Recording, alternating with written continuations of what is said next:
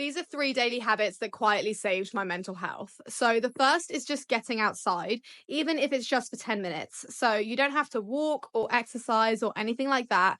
You just stand or sit or even lie down in the sun and just like feel the sun on your skin, breathe in the fresh air, and just try and be still for a little bit.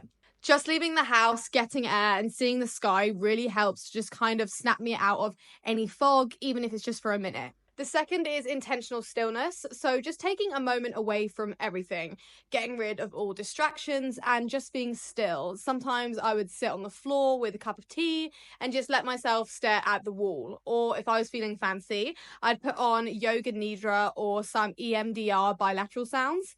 And although it sounds kind of boring and pointless, when you remove stimulation and give your brain even a few minutes of quiet, it shifts your nervous system from fight or flight into rest and digest mode, as well as lowers your cortisol, slows your heart rate, and signals to your body that you're safe. The third is journaling. So it's one of those habits that sounds too simple to work, but it completely changed the way that I handle my emotions.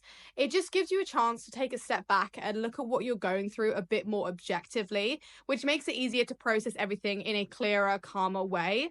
I'd usually just grab a notebook and brain dump whatever was in my head, no structure or pressure, just getting it out. But if you want something a bit more comprehensive, I really like using ventitherapy.com. So it's kind of like a journal, except it talks back to you and it helps you reflect on what you're saying in a way that feels a bit more guided and helpful. These 3 things completely changed my life. So if you're feeling a bit down or you've been struggling recently, give these a go.